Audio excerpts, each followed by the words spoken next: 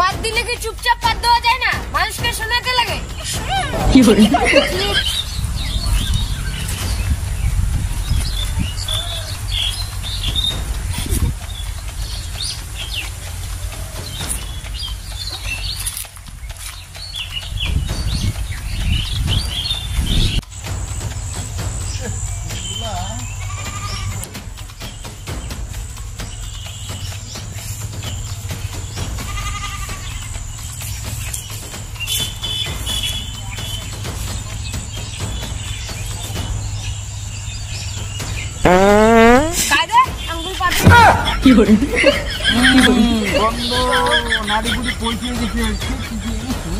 পাত দিলে কি চুপচাপ পাত দেওয়া যায় না? মানুষকে শোনাতে লাগে।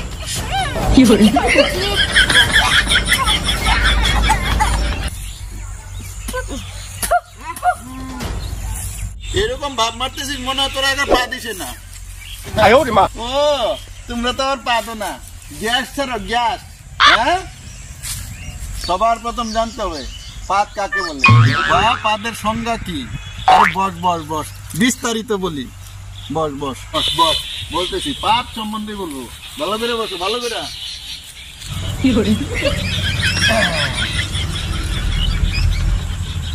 পাদ হচ্ছে পাকস্থলীতে লুকিয়ে থাকা বায়ু বা বাতাস বিশেষ প্রক্রিয়ায় বায়ু পথে নির্গত হওয়াকে পাদ বলে। পাদ হচ্ছে মানব জাতির একটি অতীব জরুরি একটি পন্থা।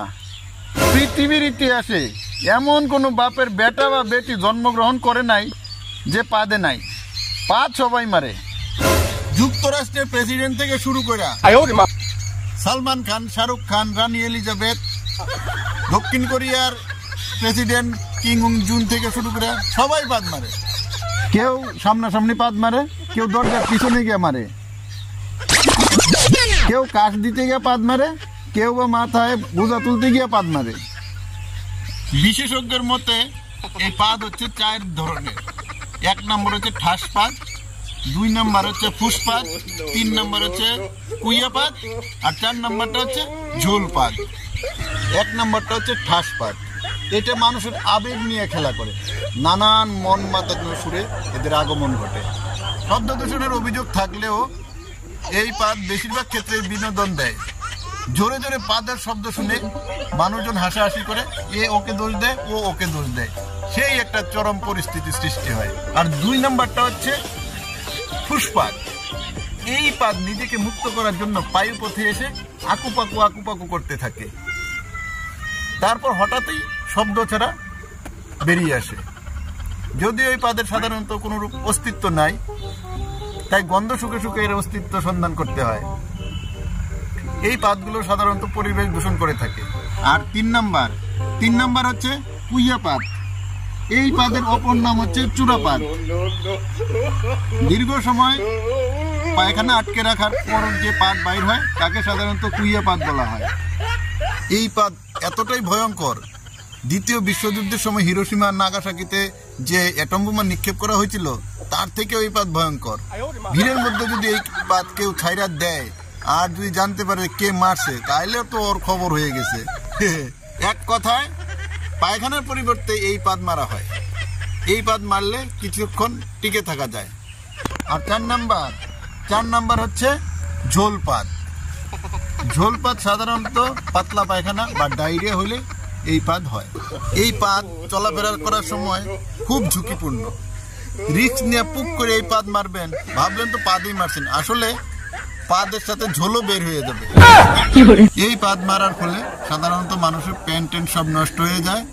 এই পাদের সাধারণত আওয়াজ হয় ফের ফের ফের ফের। এক কথায় পাদের গুরুত্ব মানব জীবনে অপরিসীম। মানুষ যদি পাদ না মারত, এক সময় পেটের মধ্যে মিথেন গ্যাস জমতে জমতে মানুষ মহাশূন্যে উড়ে চলে যেত। এইভাবে পৃথিবী জনমানব শূন্য হয়ে যেত। এই 4 প্রকার পাদের মধ্যে প্রথম 2টা বেশ আরামদায়ক, মানে দিলে শান্তি পাওয়া যায়। পরের 2টা ভীষণ সাংঘাতিক। তাই আপনার যেখান থেকে পাদেন না কেন একটু বুঝে শুনে পাদবেন। পাদলে পেট ক্লিয়ার হয়, পেটের গ্যাস বের হয়ে যায়। খুবই আরামদায়ক একটা জিনিস। আর 4 নাম্বার হচ্ছে ঝোলপাত। এই ঝোলপাত দেওয়ার আগে আপনারা অবশ্যই ডাক্তারের সঙ্গে যোগাযোগ করবেন। এই পাত খুব সাংঘাতিক।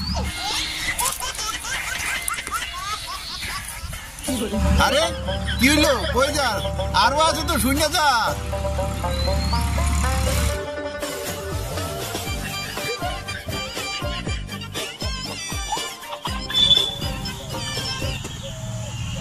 কই যাস তোরা? 哎呦我的妈！